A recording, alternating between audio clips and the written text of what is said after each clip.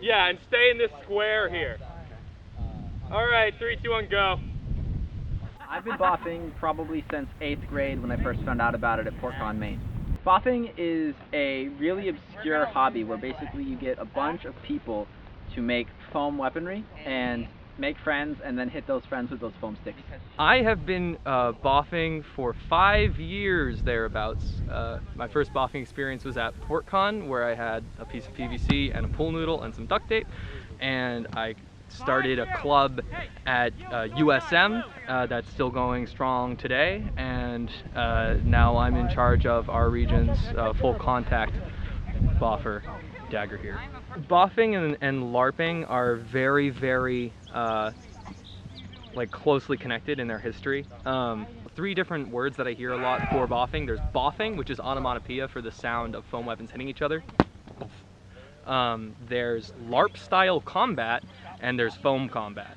The role-playing is inspired from lots of Renaissance-y stuff.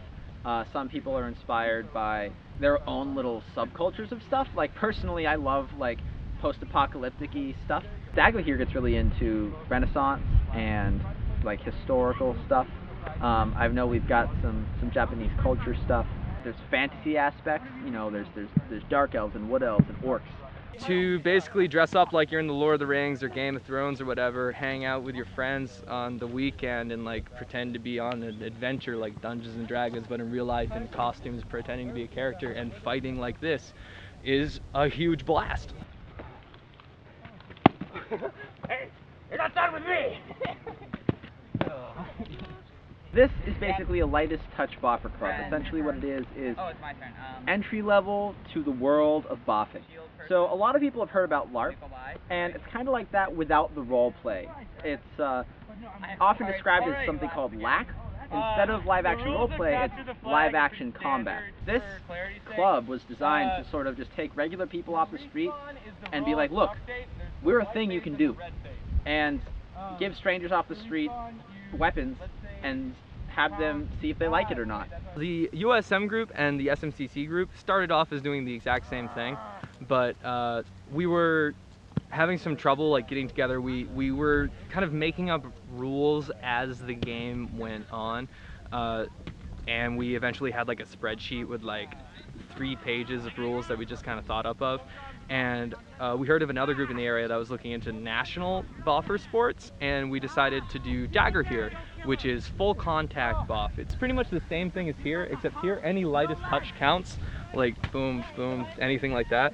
Whereas Dagger here, it has to be a full force hit, like boom. So and there's wrestling and like shield breaking and shield striking, so it's a bit more intense. Half the people will say they wish we hit harder, and we can send them off to Dagger here, which is exactly that. It's lightest touch that goes a little bit harder. Or if they're like, I want to have armor or I want to cast spells, we'll send them off to a LARPing event where they can accomplish that. When I first started, I learned how to fight with 2 swords, and then forgot everything to do with that. I then picked up a 2-handed sword that was about 4.5 feet long and fought with that until it broke. Then I used a really short sword, like this short, like 2 feet, and did a lot of wrestling for a whole year. And from that, I came to Sword and Shield, which I'm probably going to stay in forever because I think it's really, really fun. There's tons of different boff games, and one of my favorites is Cornucopia. Basically, you put a bunch of weapons in the middle of the field, and then you rush to them, and whoever can get a weapon, you know. My favorite game is Warlord. It's where game starts as a free-for-all. Everybody's on their own team, which is their name, and then when they kill someone, they go on the team of the person who killed them. So if I kill like Sally, then Sally is now on Juniper's team, and eventually everybody's on the same team, so everybody wins. Another really good game would be Grinder, which basically is you start it off as a free-for-all, and when you die, you stand at a designated point. When another person stands at that designated point, you high five and you jump in as a team.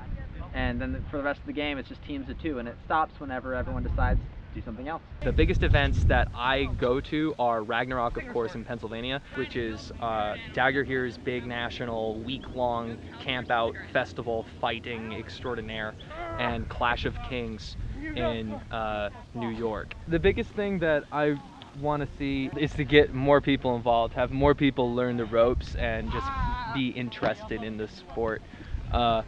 But as far as an immediate goal, I want to see things like I'm seeing behind me right now, where people are learning strategy and people are learning like skill with swordplay through this medium, and then maybe they go on to a different martial art or a different learning system from that, and it's a bunch of just like a shared learning experience. It's like a ascension in skill level. It started out as just a couple of friends hitting each other with foam sticks, and it's evolved into a little family. If it keeps getting bigger and bigger and steamrolling, I'd love to turn this into some sort of, not just a school club, but like an event, you know, that's put on every week for like the world.